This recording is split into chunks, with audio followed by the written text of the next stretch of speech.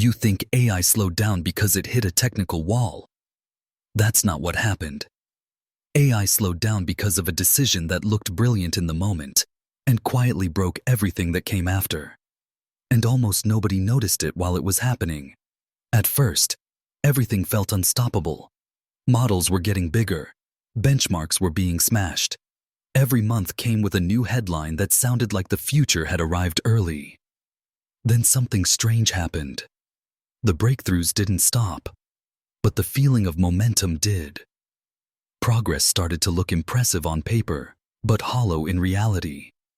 More resources, more money, more hardware.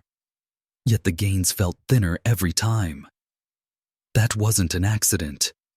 It was the result of one strategic choice that reshaped how AI was built, funded, and scaled. Here's the part most people miss. AI didn't slow down because it ran out of ideas. It slowed down because the industry decided that bigger was safer than smarter.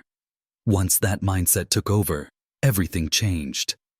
Instead of asking how to make models think better, the focus shifted to making them larger.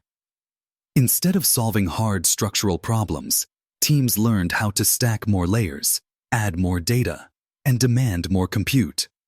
On the surface, this looked like progress. Underneath, it created a trap. Because when size becomes the strategy, efficiency stops mattering. And when efficiency stops mattering, costs explode silently. That decision rewired incentives across the entire AI ecosystem. Researchers stopped being rewarded for elegance. Companies stopped being rewarded for restraint. The only thing that mattered was scale. More chips, more power, more capital.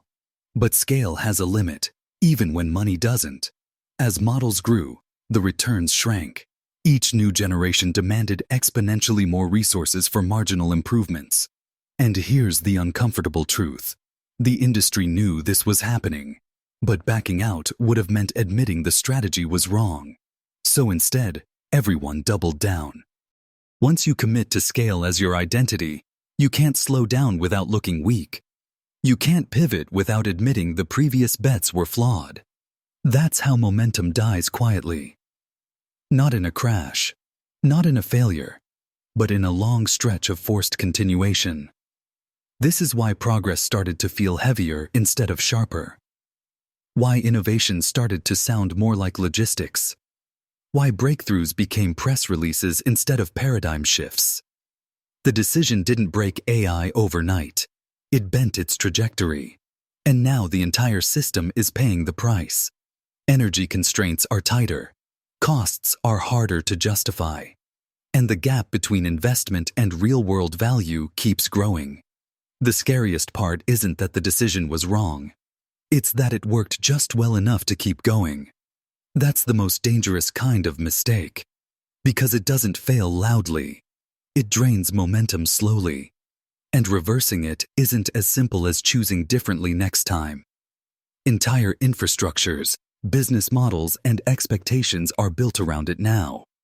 Which means the next phase of AI won't be defined by who builds the biggest model. It will be defined by who has the courage to undo the decision that quietly broke the last one. Most people are still watching the surface. The announcements, the numbers, the hype. But the real story already happened. And it happened the moment scale stopped being a tool and became the strategy itself. That's when AI stopped accelerating and started dragging its own weight forward, quietly.